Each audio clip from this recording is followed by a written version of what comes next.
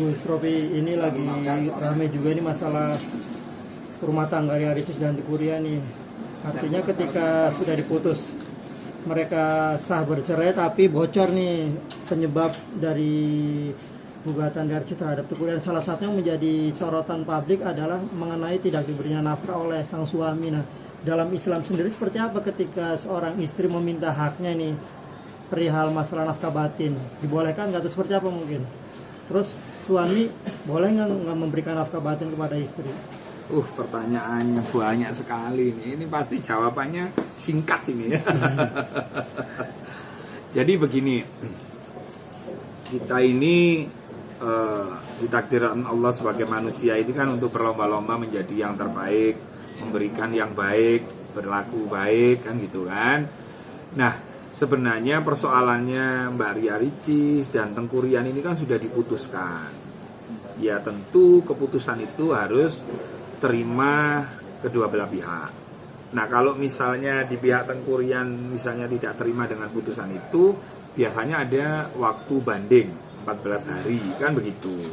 Nah kalau mau berdamai silakan, kalau tidak mau berdamai cukup sampai di sini misalnya, maka bagaimana ketika diputus berpisah oleh pengadilan, jangan sampai silaturahmi juga terputus. Karena agama mengajarkan kalaupun kita berpisah, tetaplah bersama-sama untuk menjalin silaturahmi dan menebarkan kebaikan.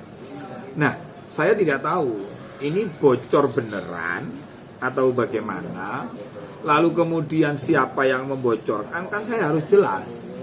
Nah, gimana teman-teman? Nah, iya itu bocor artinya di situsnya Mahkamah Agung karena ini kan bocor. Ya daftarnya kan secara IKO, jadi pengumuman juga lewat IKO juga. Nah, jadi bisa diakses tuh oleh semua orang.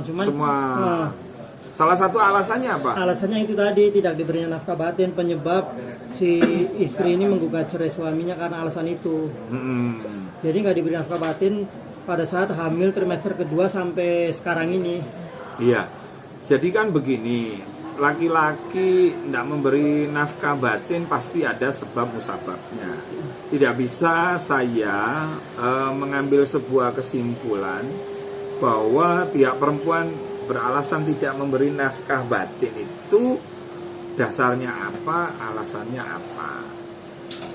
Nah misalnya si laki-laki misalnya, kenapa kok nggak mau ngasih nafkah batin, artinya hubungan layaknya suami istri.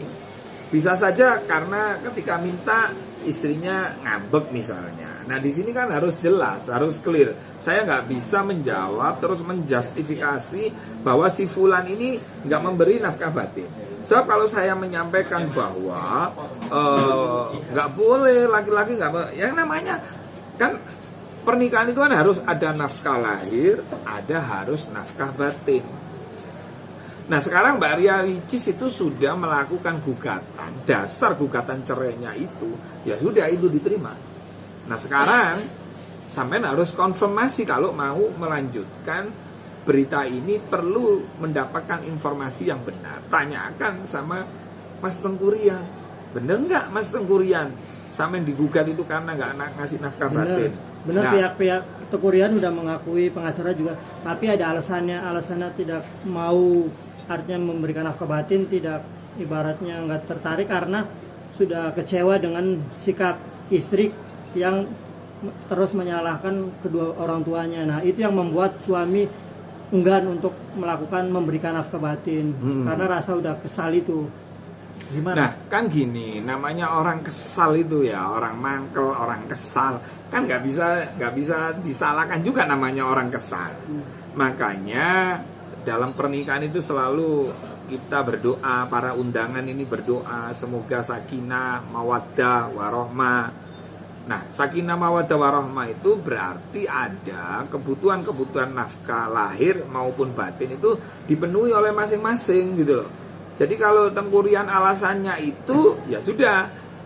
Kalau memang nggak bisa diperbaiki dan sudah divonis seperti ini, ya kedua pihak harus menerima. Yang pasti begini. Di dalam agama, di dalam ajaran kita, wajib hukumnya memberikan nafkah lahir batin. Tidak boleh alasan, misalnya karena ibunya. Tapi repot ya, bagaimana gini loh Pak. Hubungan seks itu kan harus hubungan suka sama suka. Ketika hati kita galau, ketika hati kita ini gelisah, lalu kemudian terganggu psikis kita, maka tidak ada muncul gairah seks tadi itu. Kan itu yang terjadi kalau saya melihat itu. Nah, saya tetap berdoa, walaupun sekarang misalnya Mbak Ria Ricis sama Tengku Ryan ditakdir tidak berjodoh, bisa saja suatu saat setelah berpisah jadi sahabat karena lihat anak menjadi jodoh kembali, bisa aja. Kadang-kadang yang sekarang ditakdirkan berjodoh, sudah nikah, bisa saja di kemudian hari juga berpisah. Gitu. Terus. Oke, Gus, terus seperti apa kedudukan atau posisi orang tua ketika seorang anak nih, pria sudah menikah dengan seorang wanita nih, seorang istri. Nah, apakah dia harus mengutamakan orang tuanya atau istrinya? Nah, sebaliknya kalau istri lebih mengutamakan orang tua atau suaminya? Gimana? Jadi begini, kalau perempuannya itu baik, istrinya baik, ibunya juga baik, maka berlaku sama. Tidak ada yang harus diprioritaskan mana yang terlebih dahulu, kan itu. Tetapi ketika Tengku Ryan sudah mengucapkan ijab dan qabul, misalkan holi dan perjanjian itu dan kokoh, maka dia berkewajiban untuk membahagiakan istrinya itu. Kalau misalnya terjadi kesalahpahaman, ya dikomunikasikan, kan itu. Jadi tidak ada tingkatan, oh harus orang tua dulu. Nah, lihat dulu apa yang harus diprioritaskan di orang tua ini. Apakah menyangkut finansial? Menyangkut apa yang harus diprioritaskan, kan gitu Pak. Di dalam hal apa saya harus memprioritaskan gitu loh. Nah, orang tua juga ketika mengalami anaknya ada masalah misalnya, orang tua harus mensupport bagaimana ini menjadi baiknya. Intinya orang hidup, manusia diciptakan oleh Allah sama-sama untuk berbuat baik. Berbuat baiklah. Termasuk disuruh sholat. Itu endingnya ya disuruh berbuat baik. Gitu loh. Nah, makanya ini adalah ujian bagi seorang laki-laki menimang dan menimbang, gitu kan. Nah, yang tahu persis persoalan Mas Tengku Ryan, Mbak Ria Ricis, ya beliau berdua. Kenapa kok sampai terjadi miss seperti ini, gitu. Nah, Mbak Ria Ricis sebagai seorang istri, misal yang seperti ditanyakan tadi, misalnya ada pemberian dari Tengku Ryan ke orang tuanya, apa tadi pertanyaannya? Iya, apabila mungkin suami memberikan materi kepada orang tua tanpa sepengetahuan istri. Gak apa-apa, wong itu orang tua kok. Ya perempuannya yang harus ikhlas. Tanyanya juga harus baik-baik. Mas Riannya juga nggak salah juga misalnya. Kenapa sih nggak harus izin? Oh, aku kalau izin nanti saya dilarang, jadinya berantem. Kan itu bisa saja seperti itu yang terjadi. Jadi gini loh, dalam berumah tangga ini, kalau kita cinta pada pasangan kita, maka kita tidak hanya menikahi pasangan kita saja, tapi kita juga harus perhatian sama keluarganya, ya sama ibunya, sama bapaknya, masing-masing ini harus paham. Gak akan ada suamiku kalau tidak ada ibunya atau bapaknya. Dan juga begitu sebaliknya, laki-lakinya. Gak akan ada Ria Ricis istriku kalau tidak ada orang tuanya.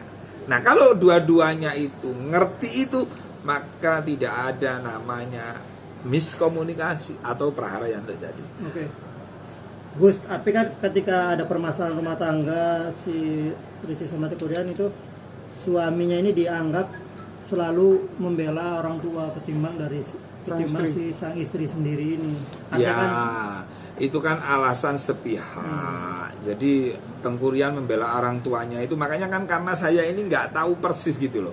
Jadi saya ini takut salah, itu kan. Kalau jadi yang namanya versi perempuan begini, versi laki begini. Lah kita sebagai pengamat gimana enaknya? Ya kita doakan mudah-mudahan kalaupun berpisah misalnya, mudah-mudahan pisahnya dengan baik-baik. Apalagi di situ kan ada hasil cinta. Jangan sampai begini, begitu putus karena masih dendam, masih mangkel, akhirnya ada batasan-batasan. Ketemu anak susah atau sebaliknya, jangan sampai itu terjadi, gitu loh. Karena itu nanti yang dinamakan anak jadi korban ya itu. Nah, saya berharap dengan perpisahan ini menjadi pembelajaran, jangan sampai anak yang jadi korban. Mbak Arya Ricis, welcome untuk Mas Tengkurian, mau jenguk anak jam berapapun silakan. Dan Mas Tengkurian juga wajib hukumnya memberi nafkah kepada anaknya. Syukur-syukur kepada janda, istrinya yang janda, kan itu. Jangan dilihat Ria Ricis misalnya sudah berpenghasilan, lalu Tengkurian nggak memberikan nafkah, jangan. Karena orang kalau, walaupun kita nih, misalnya gini, misalnya saya digugat cerai nih sama istri, kaget nih. Terus apakah saya harus membalas gugatan cerai itu dengan tidak memberi nafkah? Jangan. Karena perintah Allah adalah berbuat baiklah. Kalau memang punya rezeki, kasih tuh. Selain anak, kan Nabi pernah mengajarkan itu. Jadi tolonglah janda. Di situ nggak jelas kok jandanya umur berapa dan berapa kan gitu. Nah, agar supaya apa? Karena gini Pak, berpisah tapi dia bersahabat dan menjadi kebaikan, itu top, itu mantap itu. Ya. Tapi berpisah tapi kok malah terjadi permusuhan, netizen terbentuk. Nah, ini kan malah nggak bagus gitu loh. Saya percaya Mbak Arya Ricis bisa mengalami ujian dan cobaan. Mas Tengkurian, saya yakin dan percaya mungkin kalian sekarang berpisah. Insya Allah suatu saat tidak menutup kemungkinan Allah mentakdirkan kalian bisa kembali. Oke ya? Oke. Ya.